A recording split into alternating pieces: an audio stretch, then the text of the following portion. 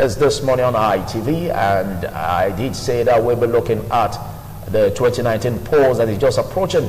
There is scheduled polls, and looking at the postponement issues emanating from all of this, and discussing this very sensitive issue with me, starting from my extreme left, I have the custodian of the law, who was one time the Secretary General to NBA Benin Branch, and also a member of the National Executive Council NBA, David Maluku. Many thanks for coming, David. Thank you, Philip. Good morning, viewers.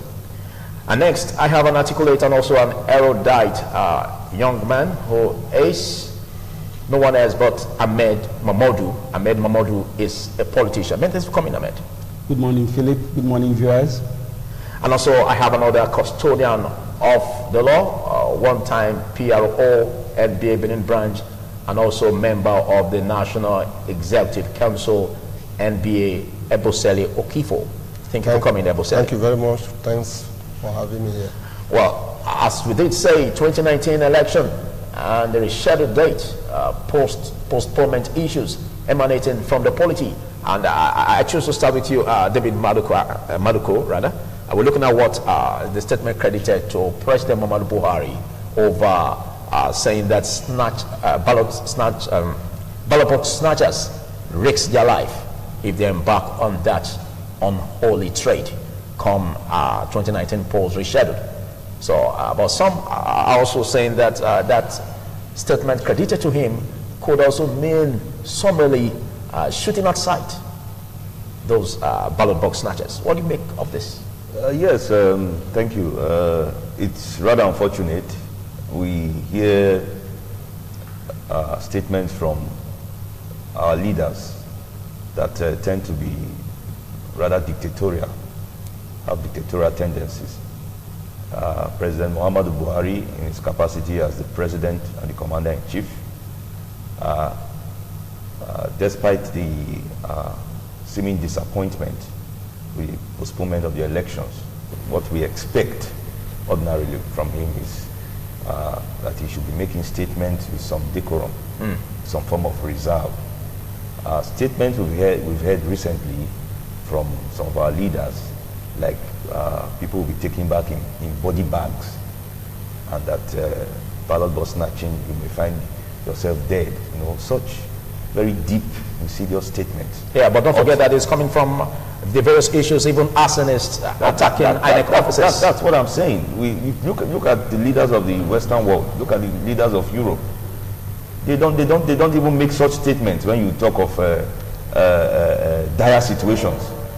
There has to be some reserve, because, like you said, in some quarters they have interpreted that to be shoot at sight, and they could well do that. You know, so yes, we know that election malpractice is not good. It's not good for our democracy. It's not good for our country. It's not good for anybody, any country.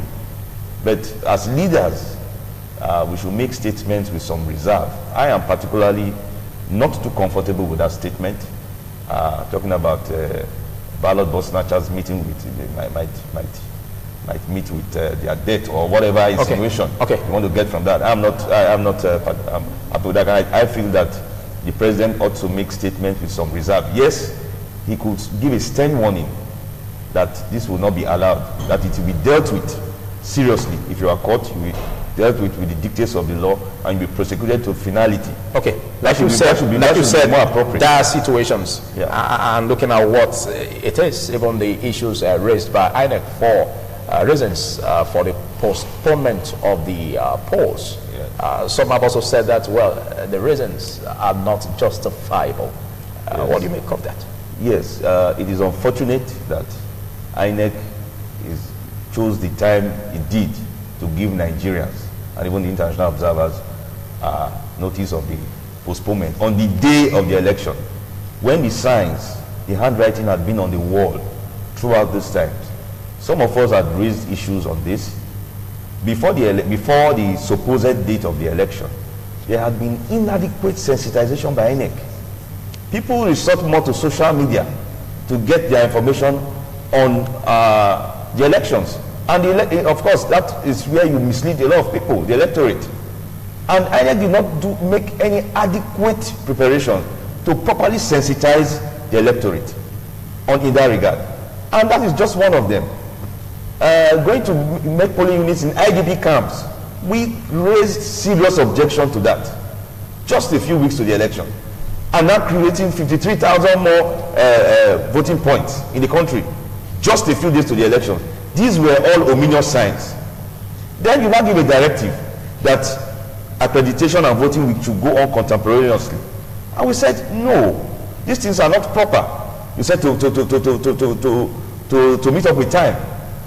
And then but this again is in tandem with the Electoral Act. Don't forget that even the amendment Electoral Act of 2018 was not signed into law by the president. So doesn't that give room for INEC to also be in tandem with the law in that respect? The Electoral Act was signed into law.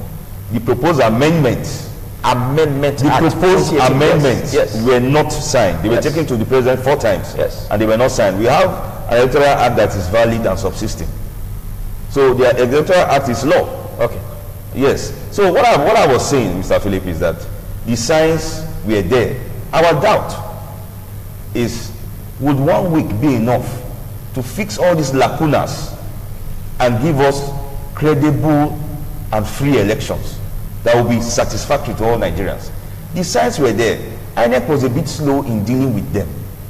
And some of us, through various organizations, questioned the sort of ineptitude of INEC in dealing with these ominous signs.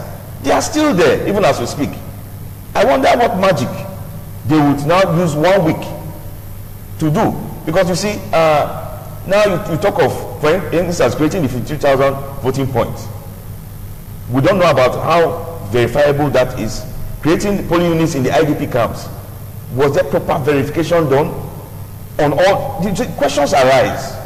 A lot of questions arise. And INEC had not been able to properly answer those questions. And you see, we had our apprehensions. So that is on one hand. On the other hand, if it is for the purpose of having free, fair, and credible elections, that we have to make this huge sacrifice because businesses have suffered, families have suffered, weddings were fixed for that day, burials were fixed for that day, they were postponed, and they will be postponed again this coming Saturday. So Nigerians have suffered seriously. But if that is the price Nigerians we have to pay to have free, fair, some modicum of free, fair, and credible elections, then so be it. And I plead with fellow countrymen to please let us stomach these hardships so that we can get it right. Okay, thank you. Well, Ahmed Mamadou, we look at the issues emanating from this. I remember vividly some time back when the Electoral Act Amendment Bill for 2010 was refused as by the president. And now we look at the post shift. Do you see this as a setback to the polity? Well, Philip, let me quickly, first of all, express my condolences for the 4 NDLE officers that lost their lives in the service of our country. And then to address your question, I think we must look at elections as a constant test on our will, a constant test on our skill, a constant test on our resolve as a country to bring credible and fair elections as best as we can. So I believe that INEC is tackling these issues as they arise with sincerity and trying its best to make sure that the will of the people is ultimately expressed. The logistics, it's a logistic nightmare. It's a logistic nightmare to make elections, general elections, under any circumstance. We're talking about bad weather, we're talking about the number of the polling units, we're talking about deployment of personnel and material. So all these things, I do not believe INEC deliberately created a problem. But they had enough time to prepare for all of this. Yes, granted they had enough time. And but if we look at adequate finance to prepare for this. But always remember, Philip, that INEC is ordinarily, in this case, is just a supplier. All of these things, it just manages them. So I'm not making excuses for INEC, but I'm saying that we must recognize the fact that there were a lot of obstacles that they tried to overcome. And rather than giving us an election that we would be dissatisfied with, they decided to pull back, reassess the situation, and proceed with better caution. Okay, So but even in the words of the president, where he also said that INEC should have no reason to shift the polls.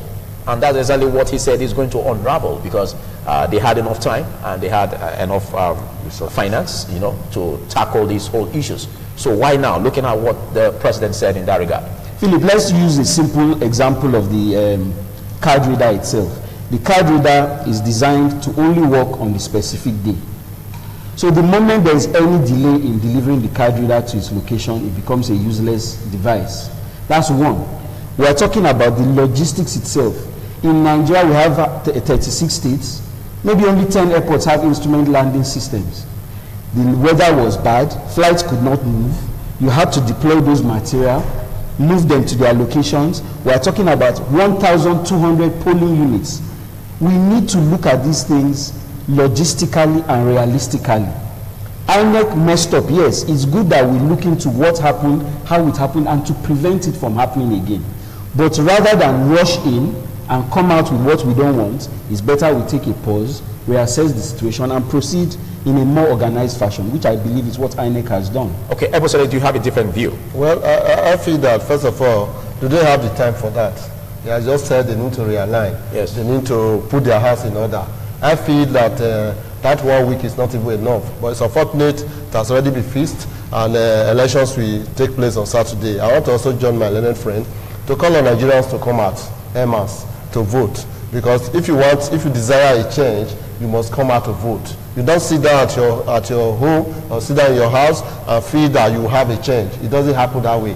I want to look at the issue of the president saying saying that election, those that are snatched buses should be dealt with, you know, even accumulating to shooting at sight. I feel that, first of all, the president is only, with due respect, behaving to type, because as they say, the leopard can never change its color. The president was one time a dictator, and so he speaks like a military man. Because if not, he has advisors, he has lawyers that are working with him. They would have been able to advise him if he had told them that he wanted to make that kind of statement. They would have advised him that you don't make such statements, because the Electoral Act takes care of those now that want to snatch ballot boxes. Because first of all, the law is there. If you are involved in electoral malpractices or you snatch balls, the punishment is 24 months imprisonment, or you pay 1 million naira. So it's there. It's just for the president to say that if you are caught snatching the ballot box, the full weight of the law will come and to bear on you. Okay. That's what we expect the president to say. I'm not telling us that making a statement that people will now read to me shoot aside. If you are saying that, first of all, the policemen that are supposed to check security on in polling units and all that, they are not supposed to be armed. It means that first of all, one, you are not telling us that you are going to bring in the military, because how do you not shoot if the policemen that ordinarily under the law are supposed to be within the polling? Let's not base it on assumptions. Let me learn. That's what. Yes. That's what you said. So that would be the last thing. Yes. If somebody tells you, if you do this, that would be the last thing you do. How do you interpret it? Okay, thank you. You have to be alive to do it again. I choose to keep that question for a better time in the course of this show. Yes. But I remember vividly I asked David Maduku in respect of that. But let's go back to you, David. You didn't ask me. No, because I didn't want you to react to it immediately. We'll be saving that for later. Yes. But quickly, let's look at this whole issue which is hitting the polity, as some argue, and the postponement issue. Some say, well, the ruling party is in connivance with INEC in order to rig the process, as they argue. Do you believe in that? I believe in statements made that are backed with evidence. Okay. I was trained that way, and I've always believed in that principle. Now, from the happenings around the country, anyone would tend to start to believe that. Why do I say that? We hear of ballot papers that have been thumb-printed, as alleged, as well from the from your outfit, from the news media. We heard that. But you always say as alleged, as custodians of the law. Do you give news as alleged? We watched it on TV. We saw the sacks, 17 sacks. We saw the thumbprints. They were all for APC. Is that alleged? Okay, what do you define that in the premise of the law? What do you define that? It's part of evidence gathering. Okay. Yes, it's part of evidence gathering. So what I'm saying, I'm not saying it's conclusive, okay, because it also has to go through the whole hub of prosecution and going through the courts and all that, you know. But what I'm saying so is you can call that an exhibit. Yes, it is. So what I'm saying is that it's not a good sign. And you see, there are some acts and actions that leadership ought to take to make the confidence of the electorate, of the people, to be reinvigorated, to be sustained again. For example, if the forgive me, I'm just trying to answer your question. If the national chairman of the APC had come out in a strong manner to denounce that, or to lay claim, or to give apologies, to say, well, we made our internal and we saw that it's our party that has done this, or it's not our party that has done this, we are very concerned about it. But no reference has been made to it. It's just like one of those issues that you can sweep under the carpet. That is not good for our image. That's not good for our polity. But we see it happening. You asked me specifically about APC. So I'm talking about APC. I read in social media, let me be very specific here, not in the news media, that we also discovered for PDP. I don't know whether they're trying to do a balancing act. I don't know. Abia State. Abia State. I also read it because I have to be very objective here. I'm on air and speak the truth. You see, but that is as it may be. The APC one came first. So one would ordinarily expect that this is something that will tarnish our image. This is something that will dent the integrity of what they are trying to preserve. So one would expect a very strong denial. Okay, but even looking at that, to like what you said, a very strong denial, don't forget the fact that even is on the pages of the newspaper, where Adam Soshomen, the national chairman yes, of APC, said even called for the resignation of the INEC chairman, Mahmoud Yakubu, over the shifting polls. So what do you make of this? Because he already condemned it. Yes, if you ask me personally on that issue, because I think a press briefing was held that morning by Yakubu after he announced it early in the morning around 2-3 a.m. Then there was a further press briefing held that same day. Yeah, at about 2 p.m. Yes, about 2 p.m. Yes. And the national chairman of APC, Adam Soshomen, was visibly angry when he was given the mic to speak. Which shows he condemns it. Yes, he said, if I recall very well, he was specific with the timing of the announcement. He doesn't know why. Of the postponement. But then again, you see, if you ask me as David Maduku, my opinion about the personality of Yakubu, Mahmoud Yakubu, the chairman of INEC, I'll tell you that I see him as a very sincere man, as an honest man. I think what happened was that people under him wanted to sabotage the process. For a man, it takes guts and it takes courage, dexterity and integrity for a man to discover that what I want to midwife, what I want to champion, what I want to bring to the fore is going to be marred with irregularities. And 6 hours to you get up, you give a press conference to cancel it in order to achieve something better. It takes a lot of courage. Not everybody that can do that. So on his, but does it not also mean that INEC is under pressure? Yes, INEC is a large organization. Yes. You are hearing now about sensitive materials going here, materials being retrieved and all that. The man cannot be everywhere at once. That's why you have departments and heads and divisions. Compromise and sabotage can come from there. At that time, the man discovered. He had the courage to say, no, I'm calling this thing off. That is how I'm seeing it. I may be wrong, but that's the perspective from which I see it. So if the national chairman of the APC is angry at the timing, I think he should reconsider his stance. Maybe his anger may be misplaced.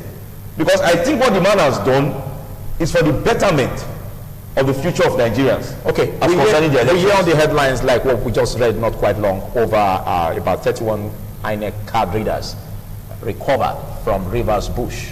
Yes. Just a few days to the election. Yes. And then we also hear about the main opposition, PDP, saying that unclaimed PVCs are finding their hands into some leading political party. Yes. That's why I have the fear. Just few days. That's why I have the fear that would 1 week. That's why I say would 1 week be enough? Because you see, as we draw closer, yes, a lot of other issues come up. Osita Chidoka, the representative of PDP in that press briefing, raised a very important question. He said, look, one of your main contractors that's going to supply you PVCs, Issa Musa, is a senatorial candidate of the APC. Yes. That is a question that begs morality and the law, both combined together. And that's a question that if we have a serious leadership in this country, they should do something immediately about that to show up the confidence of persons in the system and in the party. But up to this moment, we have not heard anything being said about that. In court, when you go to court, when a judge has an interest in the matter, you will call it that there's a real likelihood of bias. Once there's that issue of a real likelihood of bias, the judge disqualifies him or herself from the case.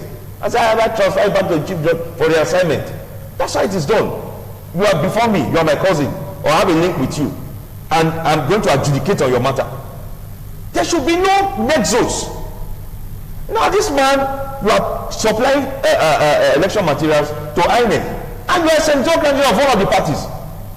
And people take it back and say he has been doing that since 2011. That is not the relevant thing now. Was he a central candidate in 2011? We are saying you have an interest now in this matter. Okay, synchronizing it, because I know that as a lawyer you have a case in court right about now, and you must go and really stand in the case. And I wish you a great day ahead. But your final words on this: how do you see the possibility, or what do you make of ensuring that we have credible polls, irrespective of all of these issues? First and foremost, I appeal to Nigerians to come out on Saturday, despite everything happening, and exercise your franchise. Okay. You must come out to vote. Vote for the candidate of your choice. Don't look at any intimidation or harassment from any quarters. Come, fulfill your civic obligations and go back. Secondly, I must also encourage the INEC chairman. The man is seeing a lot of, we don't know what that man is seeing. We are just here sitting down. The sun is lies the head and wears the crown. The man is seeing hell. So I must encourage him. I must first commend him for his courage and dexterity in postponing. Then I must encourage him again that please, you must go ahead to the best of his ability to try. He may not be able to do it 100%, but if he can do it 70 or 80% with all his God-given strength, put the effort there to make sure. I am sure that by the grace of God, we cannot possibly envisage all the problems that will come out. But let him do his best. He has started well. We have postponed it. The international observers are there, local observers are there. They are there, they've noted everything that has been going on. So issues have been raised. I will also put a word of advice to the political parties, both PDP, APC, and all of them. Where issues based on moral character has been raised concerning your party, please address it before the elections. APC has a lot to answer. PDP has to answer too. When you talk of torn ballot papers, address it. Okay. When you talk of equipment being taken from the bush, address it before the elections. Thank you. Have some hours to the elections. Thank you, David Maduko. I want to also salute your comportment, Ahmed Mamodu, for keeping silence for quite some time, because I know you must have reactions over what David Maduko has been saying. But I'll come back to you after this time out. Well, as this morning on ITV, we'll be extending the frontiers of this discussion after this break. Don't you go away. TMI, every opinion counts. Okay, it's this morning on ITV 2019 election postponement issues, and I still have with me Ahmed Mamodu, an articulate and erudite politician, and of course also Ebusele Okifo, a legal practitioner, and also an erudite and articulate man in this regard. But let's look at the reactions you have, Ahmed Mamodu. because I remember vividly David Maduko raised issues about the what has been seen of some political party having access to ballot papers, and also the issue of the shifting in polls being in connivance, as some argue, with the ruling party. What do you make of these statements? Well, Philip, we have to understand that the electioneering period is a period of an all-comers affair. You will have all sorts of charges and accusations thrown just to muddy the water, as it were, and to provide an advantage, either fair or unfair. So we have to keep this at the back of our mind. He mentioned, for example, that there is a candidate of the APC who has been supplying ballot papers. I think the law is very clear on the connection between an individual as it relates to his company and the responsibilities that individual has when they are exercising their rights as a corporate entity, as distinct from an individual. I'm not saying that it is wrong or right that he is involved in this, but I'm saying those distinctions have to be highlighted also, so that we don't inflame things that do not necessarily, inflame things against what they really are.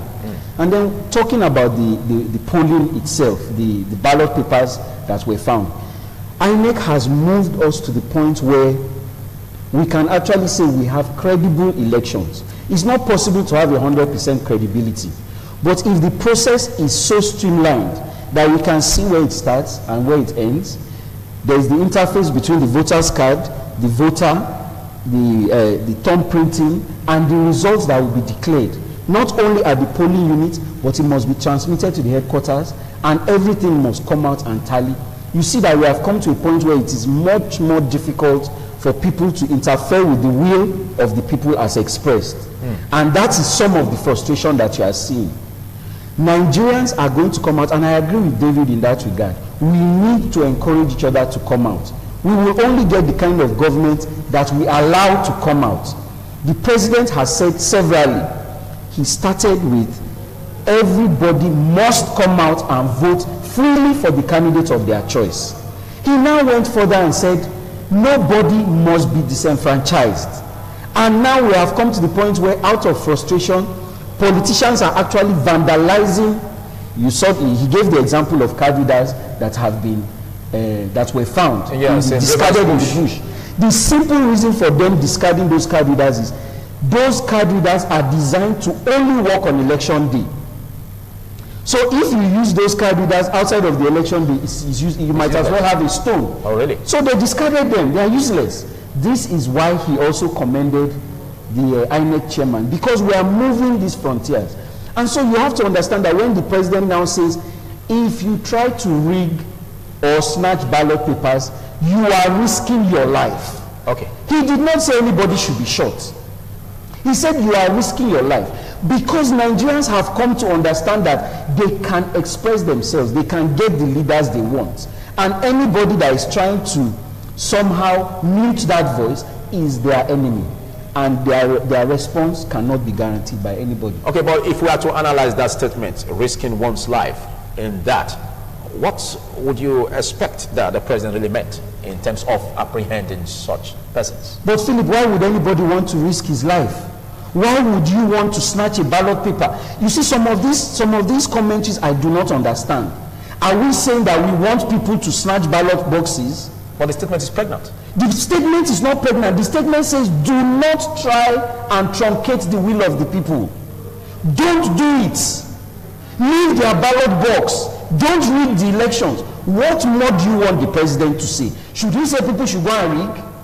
Should he say you should snatch ballot papers or snatch ballot boxes? No! We are in a democracy. One person cannot come to a polling unit where there are 500 people and try and mute their voice. Well, first of all, I would say, first of all, I don't even have confidence in the president, unfortunately. Because when he was interviewed by CNN, what did he say? They said, if you lose this election, what's going to happen? He said, nobody can unseat me. If a president that says, nobody can unseat me, is not talking about snatching of election materials and all that, how will you flow with that? So I don't even believe him. I would have expected that President Muhammad Buhari should tell Nigerians that I will leave the decision to Nigerians.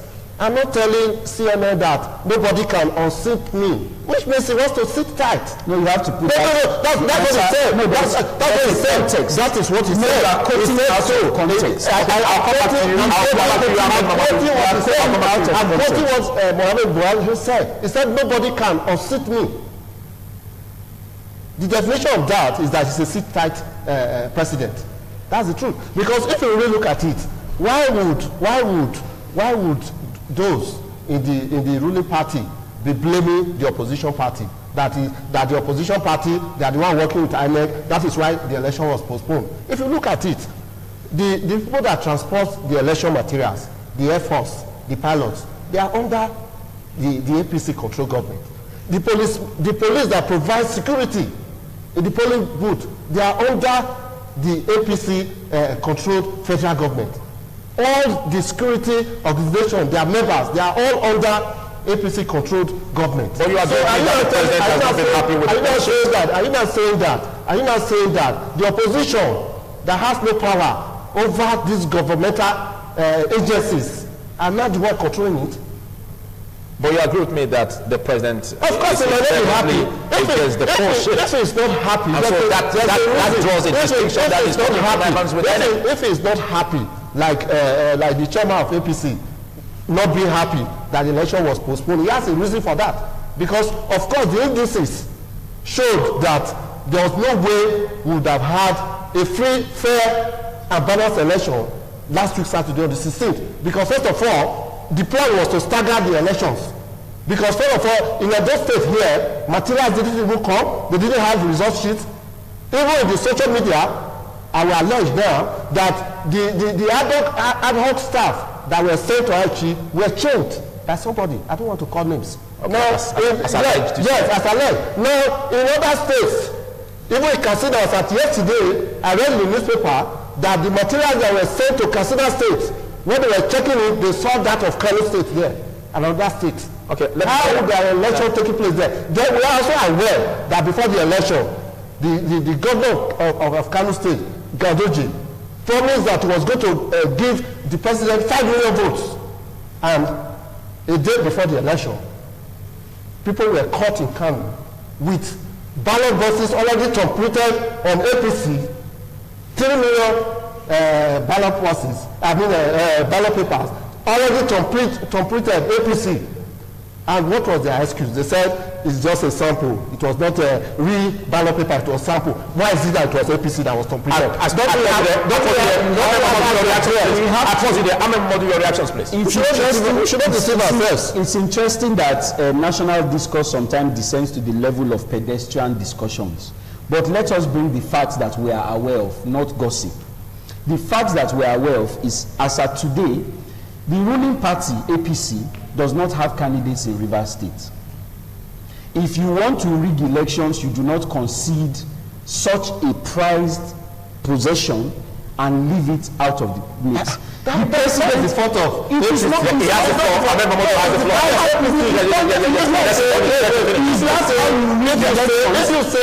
how you influence INEC? That is not how you influence INEC. You influence INEC by making sure that your party is represented everywhere. That's how you influence INEC.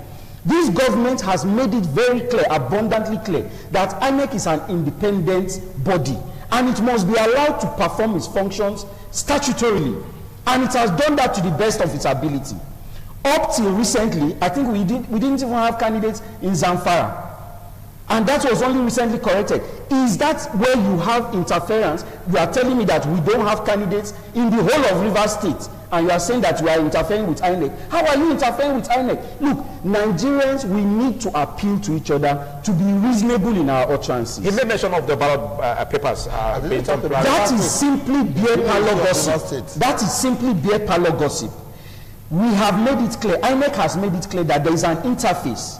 If the person is not present to present his thumb to the card reader, that vote will not count. If the numbers do not tally with the cards that have been read, it cannot be transmitted. When it is transmitted, it must be presented at the polling units.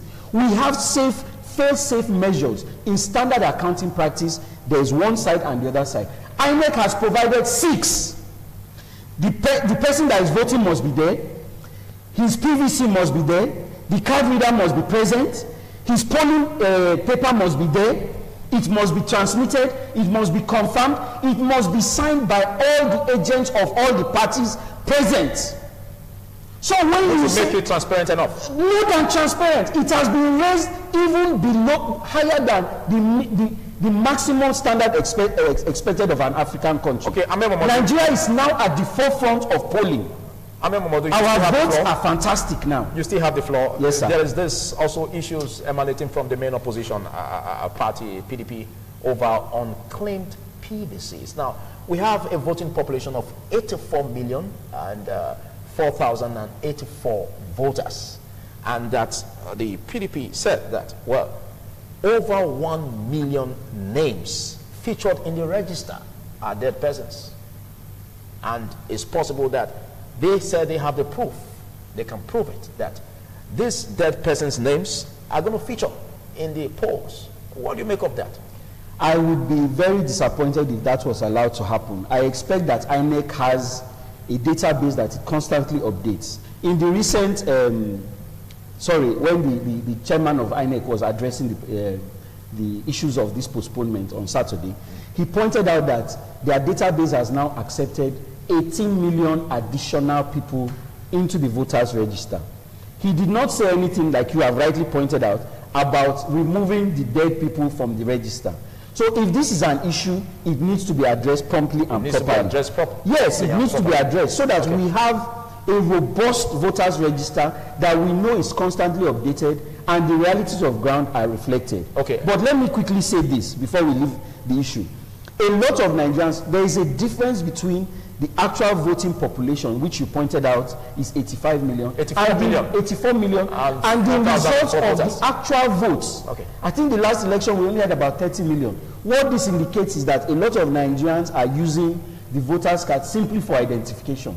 They don't use it for the reason it was intended to come out and vote. Because it's free, they use it for identification. So there's a lot of sensitization that needs to come out and let people know, come out and exercise your franchise. You are responsible for the kind of leadership we get by voting or not voting, as the case may be.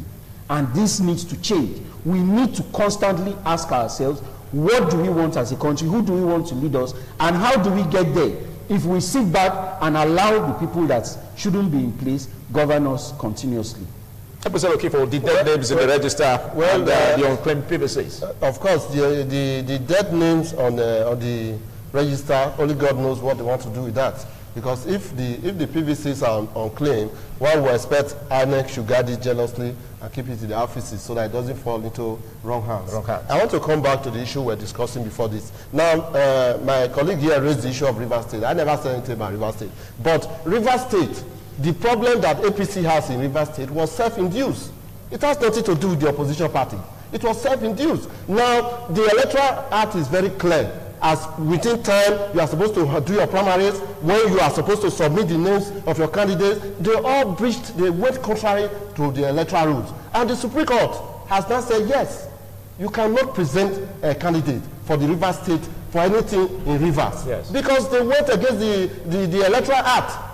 Do not start blaming the opposition for that, and you say they are doing something about it. The Zafala issue was also self-inflicted.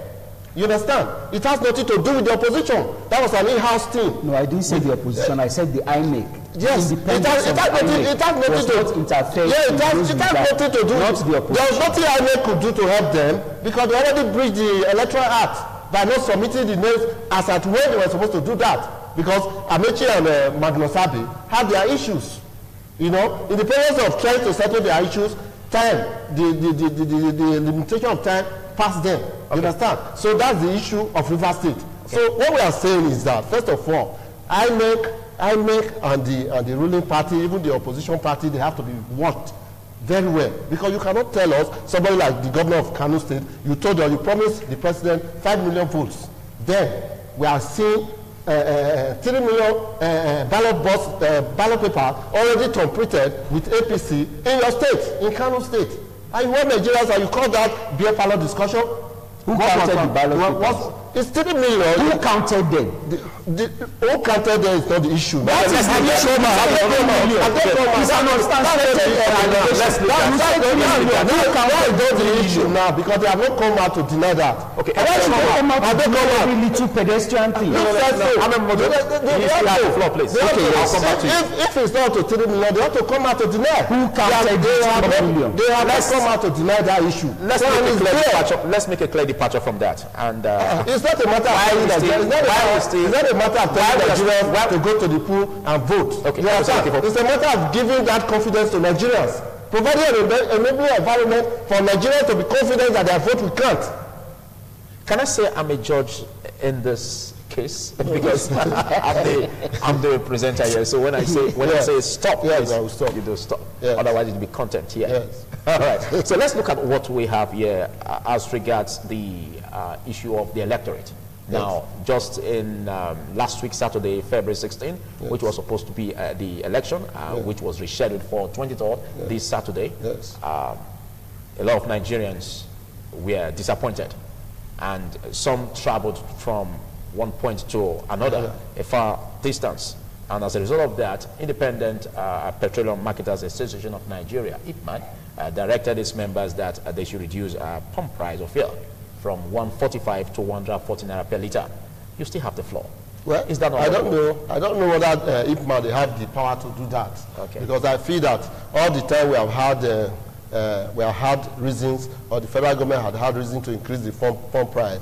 IPMAN is not normally carried along. So I don't know where IPMAN got the authority to say now they want to reduce the pump price. Of course, Nigerians will be happy that if the pump price, we are not happy, because even this administration promised that a litre of fuel was going to go for like 50 naira when they came in. Suddenly we are paying 145 naira. We have been paying that for the over 3 years they have been there. So if they now reduce it, Nigerians will be happy. Because of course, Nigerians, like personally, I traveled. I registered in my village, in my ward. I traveled. I had to come back to Benin on Saturday morning when I heard that the election was cancelled. And I'm also sure that so many Nigerians also suffered that ordeal coming back. Only God knows those that have lost their life in the process of coming back to their base from the election not holding. It's unfortunate. I think that first of all that INEC actually has to put their house in order. Okay, so that this on Saturday we don't have to now hear stories again that it has been postponed again. Okay, but it's also possible that IPMAN is trying to tackle the aspect of voter apathy, which a lot of argue that's why I said that's why I said that I'm surprised that IPMAN is the one talking about pricing. Because of course, you and I know that is the federal government that normally put a price tag to petroleum products. So if IPMAN has come in and the federal government allows them to do that, well, all the better for us. Okay. Nigerians will be happy. It's commendable if they're able to reduce the price of fuel. We will expect the prices of all of that items to come down. You understand? Because Nigerians are actually suffering. Nigerians are suffering.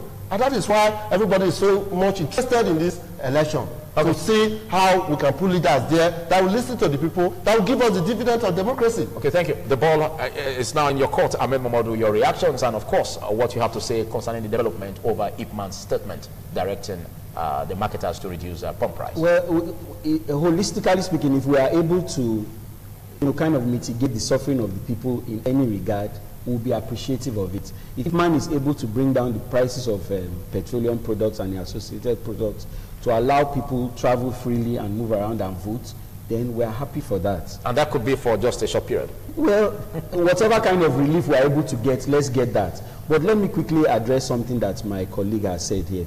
The government of President Muhammad... But isn't the federal government also supposed to bring in some relief in that respect? Because some political party did say that parties should be given 1 billion naira each for this poll shift.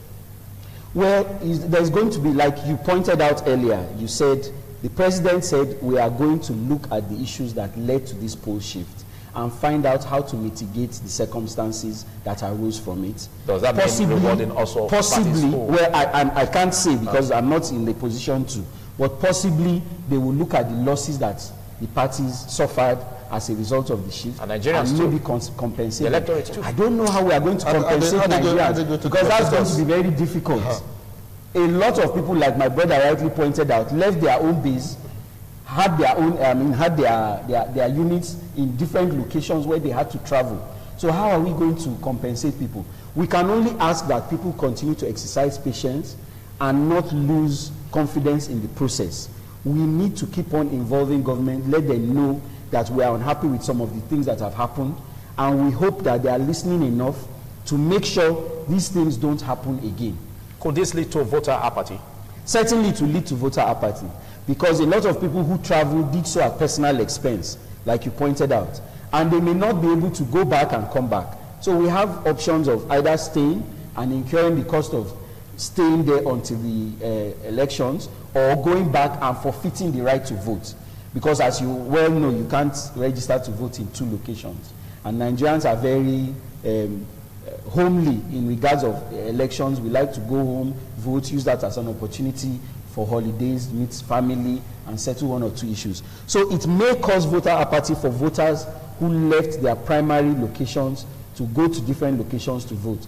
But I know that it will more than make up for the ones that are residents where they can vote, and they will probably come out, because a lot of interest has been generated by this postponement, and hopefully we'll see those numbers in increased polling. Okay. Previously, the INEC promised that they're going to ensure that there's collation of results manually and then transmitted electronically. Now, there was a twist, a sharp twist to that, it's going to be done manually, collation manually, and also transmission manually. Do you see that as affecting the credibility of the polls? Well, if they do that with all sincerity, nobody will cry wolf where there's none. I feel that the issue is that what they can give to Nigerians is credible polls. If like what David Maluku said, the INEC chairman, since he has already taken some steps, he was able to discover that if the election had held last Saturday on the 16th, there would have been problems, and so he postponed the election. So we expect all these logistic problems, all these other problems. So if that collecting the result manually is one of the problems, that is one of the solutions to the problem they feel the electronic transmission of a result will cause, then be better for it. That's the way I look at it personally. The end will justify the means. Let us have a credible election, so that at the end of the day, Nigerians will be happy. Nigerians will know that their vote actually counted. Okay, some political parties at that point, about 42 political parties, did say that there are some conditions that they want INEC to meet, like the aspect of this accrediting a voter simultaneously voting. The voting exercise commenced immediately after the accreditation, unlike what we had in 2015, where there was a period of time given, for accreditation and then the voting proper. What do you make of that? Because some say that could also bring about multiple voting.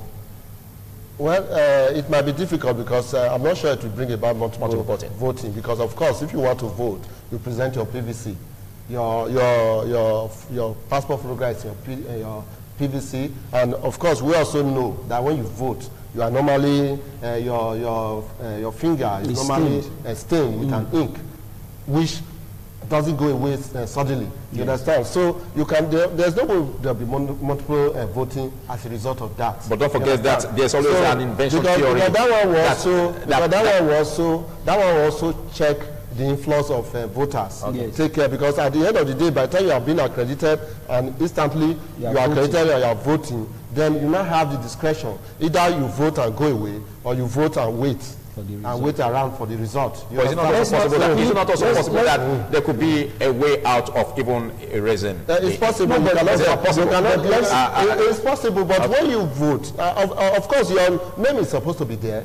Your name is supposed to be with INEC. So if you vote, are you not supposed to be ticked that you have voted? So if another person now comes and now wants to vote, make use of it. Don't forget it's going to be done manually. That's why we are saying that. Because the whole issue here rests on the manual collation and manual transmission. You are forgetting something. The 2015 election and the card reader the card reader was used the first time in 2015 elections. Yes. So then it was a novel concept. They were trying to make sure that the system was not overloaded. So that's why we had the accreditation different from the voting.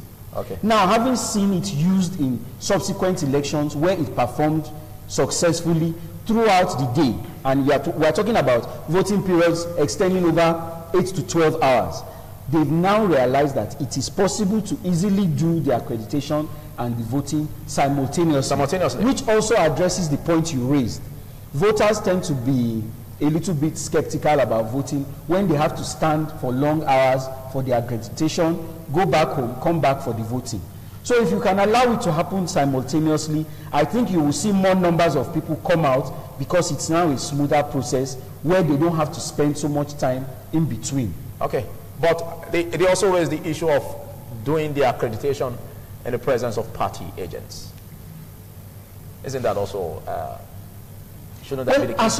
As long as all the party agents that are interested in those polls are present, I don't see it as an issue. Okay. If it is not to the disadvantage of any party, if we are going to say, okay, we have XYZ number of people and all these are the party agents, are we all in agreement that this is how we should conduct the election, which INEC has said is going to be the way these elections will be conducted, then I don't see why it should be a problem. What about the results of our polling units called out and also pasted on the walls? Yes, that is going to be a standard too. Okay. So that as you leave your polling unit, you are able to relate to the ultimate results that come out. Yes. So if your polling unit brings out 50 and you are able to relate to your friend who is next door with another 50, and at the end of the day you see that the total votes in that area is 200, it all begins to make sense while it feeds to the top. So that we don't have numbers come from the top down as used to be the case. Now it comes from the bottom up. And I think we need to commend INEC for the progress that has been made in our voting culture.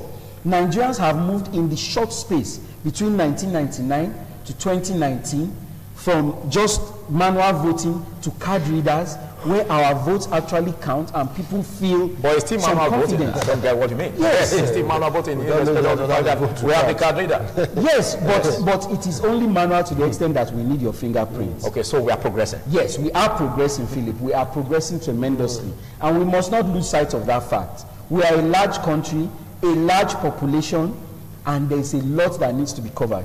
And I think INEC should be commended for doing the best they can under these circumstances. Okay, your reaction over that? Well, I feel that we should wait till on the 23rd to know whether we commend INEC or not. Because it's not, when you talk about theory now, let them practicalize it. Let us see. Then the commendation can flow. I feel that, first of all, the result being declared in the polling stations, yes, where that's a good... pasted on the walls too. Pasted on the walls. That's a good...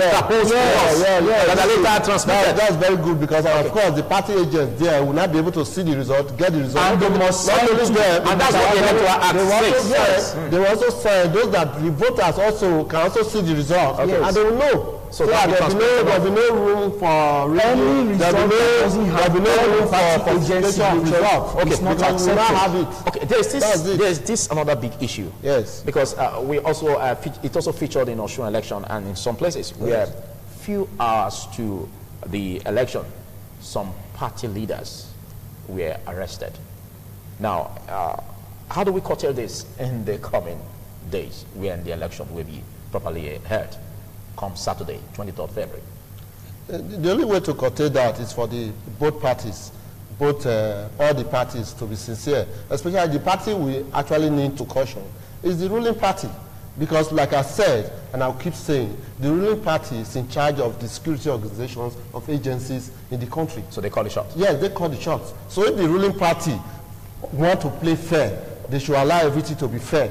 You understand? Not by trying to seeking to arrest or restrict leaders of the opposition parties, of the other parties. At the end of the day, because you don't want them to move, you now attach, you go to their respective houses, you place them under house arrest, they are unable to move, or at the end of the day, like a day or two to the election. You now there are petitions. Before you know it, the person is arrested, is taken out of circulation because you don't want him to be able to reach out, mobilize for his members. The ruling party is the people are the ones that we actually need to talk to on that aspect. So you see them because as the opposition, because the opposition, of course, the opposition cannot give directive to the police. Okay. The opposition cannot give directive to the army. The opposition cannot give directive to any of the security organizations to take action. It's the ruling party that does that. So if the ruling party wants us to have a free and fair election, they have the knife, they have the yam. Okay. You understand? And that's the only way. By the time we have a free and fair election, it will be better for everybody. That is when the international community will also come out to say, yes, the election was free and fair and it was credible. You understand? Then whichever government that emerges from it will now be recognized all over the world. Okay, Ahmed, what's your bite of that? Well, like I pointed out earlier, politicians, this is the period for dirtying the water. I'm not going to say it is right for people to have their movement restricted, but I want to point out that the law is very clear. 24 hours before polling, all electioneering should stop. During the polling, movement should be restricted. Now, if it is found out that some individuals are running contrary to what the law says, they need to be curtailed so that they do not go and influence the outcome of elections one way or the other. So you mean they can be arrested if they go? I didn't say they should be arrested. I said they should be, their activities need to be curtailed. How do you curtail that? There is no proof that they were arrested. No, because if you say arrest and then curtail, how do you curtail that without making it look like an arrest? There are policemen there that tell you don't move around. While polling is going on, stay at your house, move only between your polling unit and your local environment. Okay. But these are people who want to cross boundaries. And there are security agencies that must call them to order. So when you call them to order and you say, look, for example, when I tried to vote in 2015, I was resident in Auchi and I had to travel to my village to vote. The security agencies told me I could not travel beyond a certain point and they held me there. Are you going to call that an arrest?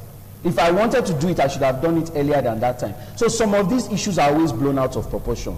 Let us understand that there are laid down procedures that work for the betterment of everybody. And if we all follow these rules, we will have credible elections. So I don't see what the issue is. There is this impression again that the IDPs in this voting exercise could also be used by the ruling party to garner votes by conscientizing them in respect of the fact that they get relief materials also from the federal government. What do you make of that? Well, that one is a fine line that is difficult to cross. On the one hand, are we saying they shouldn't vote? On the other hand, are we saying because they are giving materials, they have no right to vote? Are we saying government should fail in its responsibility to provide support to people that are less privileged, citizens of the country? It's a very difficult area to discuss. But a very common dictum that says that he who pays the piper dictates the tune.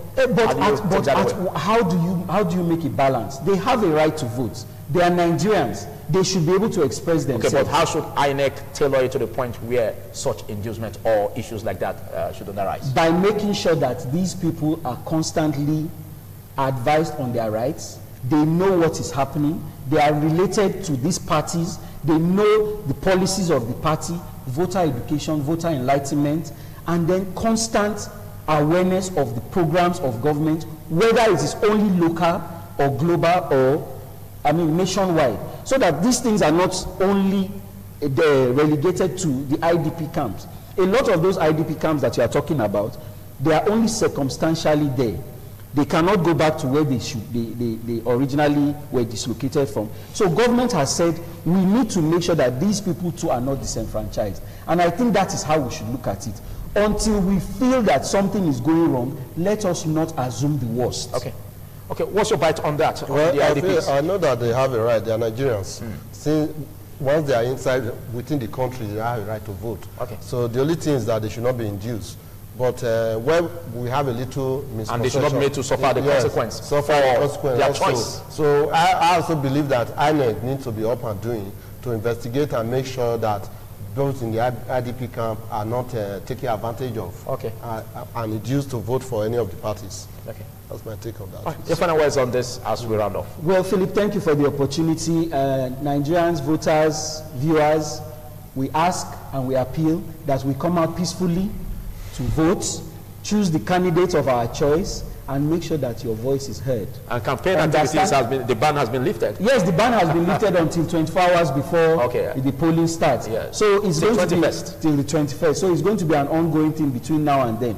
But we must always come to the understanding that we look for a better country.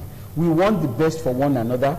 At the end of the day, whichever candidate wins, like the president rightly said, we are all brothers. Okay. We have to understand that peace and progress is the main and ultimate goal. So we want free, fair, and credible elections. Play your part, come out, your PVC is your strength, use it wisely. Okay. Your final words on this, as it relates to the lifting of the ban. Well, the Nigerians should come out and vote, because that's the only way there will be a change of leadership. That's the only way we will have dividend of democracy. You don't sit down at home and feel that there will be changes. You have no business sitting at home when you are registered to vote. So they should come out and vote. And Nigerians, I want to plead with Nigerians, they should not accept money. Refuse to be induced. Because how much are they going to give you that will last you the next 4 years? So they should not accept any money. Go in there, vote your conscience, make sure that the person you want to win, vote for the person. And my advice to the players, to politicians as a whole, is that at the end of the day, there must be winners and there must be losers. If you lose, accept. In the next 4 years, there will be an opportunity for you to come up again. That's my advice to them. Thank you, Ahmed Mamadou, and thank you, Ebusele Okipo, for this. Well, they say choose or you lose, and this is the only time where you have to ensure that your vote counts by coming out en masse, starting from 23rd February, which is this Saturday, where the rescheduled election has been has been enlisted. And it's important that you make good use of your PVC. Don't sell it. Don't sell your right to vote. Ensure you come out en masse. We talk about voter apathy, but ensure that you strongly go against that. Ensure you are found in the polling units where you are expected to cast your vote, and you do that peacefully. Well, so much has been said on this morning on ITV, courtesy of independent television, and we'll look at the next segment, which will be coming up shortly. And don't you go away, TMI continues.